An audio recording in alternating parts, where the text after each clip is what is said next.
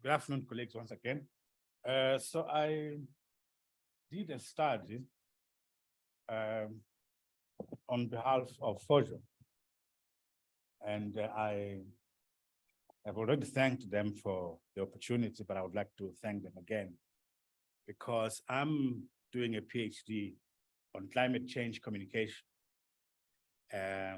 encompassing how media covers journalism, but also how the subject is communicated in the country broadly. This research gave me an opportunity to look at the media specifically. So that is the title. It pretty much sums up the findings of my research. And that is that the coverage is improving, but it's far from adequate. So the study is part of Photo Media Studies, Media Institute's Sustainable Journalism Initiative, as that's what brought us here. It is meant to contribute to efforts to develop the concept of sustainable journalism, focusing on climate change. I mean, climate change, there's no better talk about sustainability than climate change. We wanted to gather views from stakeholders, particularly journalists, policymakers, the corporate sector, although it was so shy to participate, as it always is, to get their views on how the subject of climate change is reported about and is communicated in South Africa.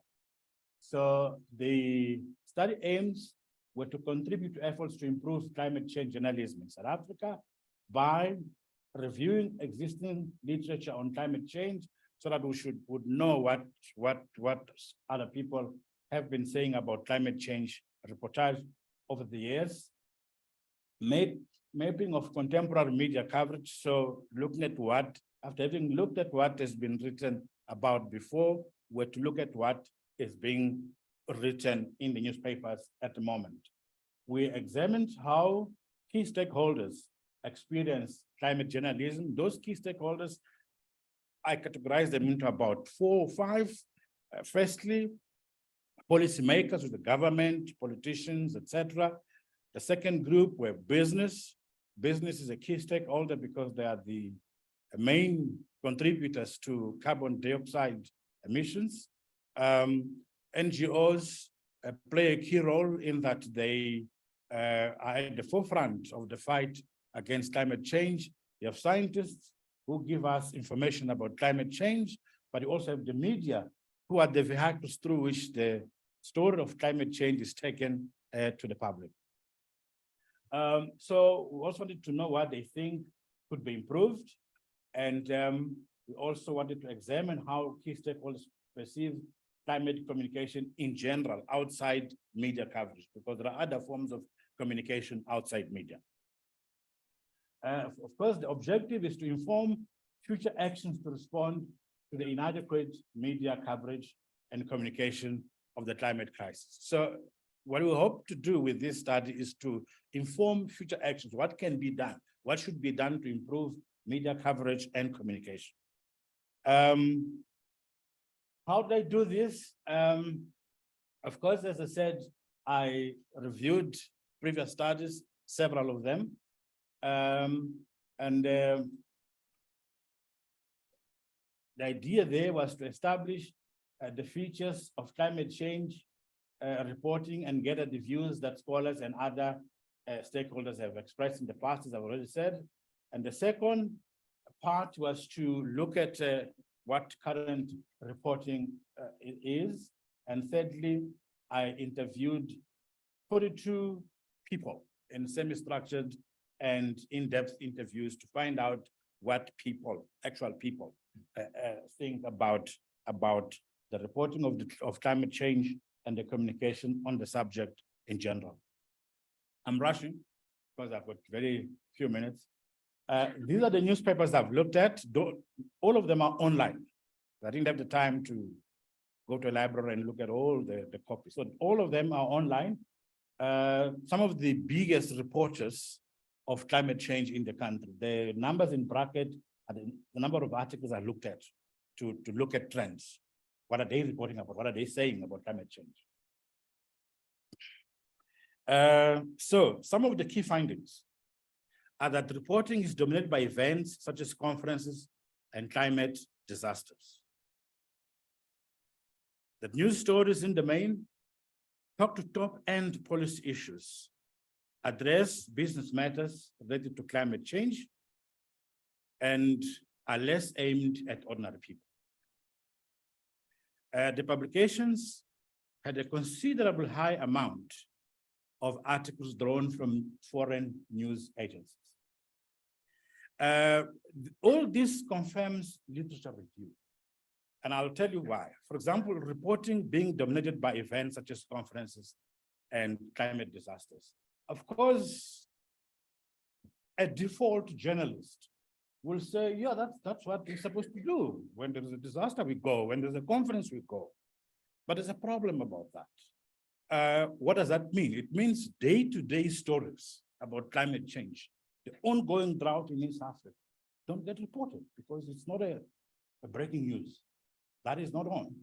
As you'll read, and I'll give you the website where to find the paper, some of my interviewees made the point that the story of climate change is in every bit. It's in economics, it's in politics, it's in security, it's everywhere. It does not have to wait for a conference. And conferences are notorious because conferences tend to discuss these top-end policy issues. One researcher, Johansen, which is Norwegian, remarked that after the 2011 conference, or the reporting on the 2011 COP conference in Durban, South Africa, up to 95% of the stories addressed top policy issues that had nothing to do, they didn't touch about Durban, they didn't touch about KwaZulu-Natal as a problem, not even South Africa. It was all about cutting emissions and so on. So if you live in Durban and you read those newspapers, you could as well be living in Finland. It doesn't address local issues. So reporting from conferences is not the best way of reporting on climate change. Of course, any reporting on climate change is good reporting, but when it doesn't address day-to-day issues, that's why people are said not to be interested on climate change. If you live in Malawi and you keep on reading about stories about how to cut emissions and so forth, and Malawi produces less than 0.05% of carbon dioxide, yet it gets most of the wrath of climate change, you're not going to read those stories. They don't talk to you. They don't address your problems. Yeah, so several climate stories are behind paywalls. I mean, we're discussing issues of how to get journalism sustainable from a financial point of view, but my findings are that putting such important stories behind paywalls is disadvantageous to ordinary people who can't pay for subscription, let alone even just getting news from the web. They don't have money or to buy data to constantly read about this. If you live in Malawi, Malawi is a very impoverished country.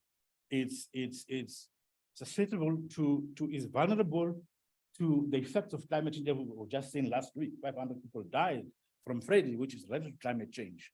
But if you think you're going to put a story about climate change in a Malawi website behind a paywall, the victims of climate change won't read it. Whether you say to them, run away, the storm is coming, or the story is behind a paywall, they won't read it. So we found that to be a problem. This slide shows you the breakdown between local and international stories in the various newspapers. And of course, you will see that although I'm mourning that they report more about international issues rather than local issues, but the bar for local issues is higher. The reason why that bar is higher for the period which I looked at is because we had storms in Durban, therefore they followed a disaster. It's because there was a big story about money being made available for just transition in South Africa, announced at COP26 in Glasgow. So many newspapers ran into that story. So if you look there, yes, they look higher, but it should be boosted by those two stories. In other words, if you remove them, mostly foreign news stories.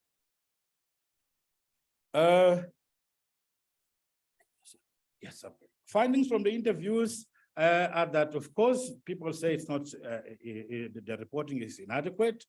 Some participants felt that some climate stories did not resonate with some audience, particularly those who faced challenges of unemployment. People are saying climate change is not an urgent issue for me. An urgent issue for me is a meal for tonight. And that also resonates with literature. Literature confirms that the socioeconomic status of a country has a bearing on climate change reporting or attention to climate change. Other participants were of the view that if reporting did not resonate with audiences, it was a function of poor journalism. However, they argue should be made relevant audiences by reporting on climate issues that are related to audiences' day-to-day living issues. I gave you the example of Malawi, that if you're talking mitigation, cut carbon dioxide, Malawi has got no carbon dioxide to cut. What it has, it's disaster. It's faced with that all the time. And what Malawi would want to hear is, what do we do to prevent harm from the effects of climate change? I'm having to do it fast. So I recommend a study to establish the skills gap among journalists, because one of the issues that came up is that journalists don't have the skills to cover climate change.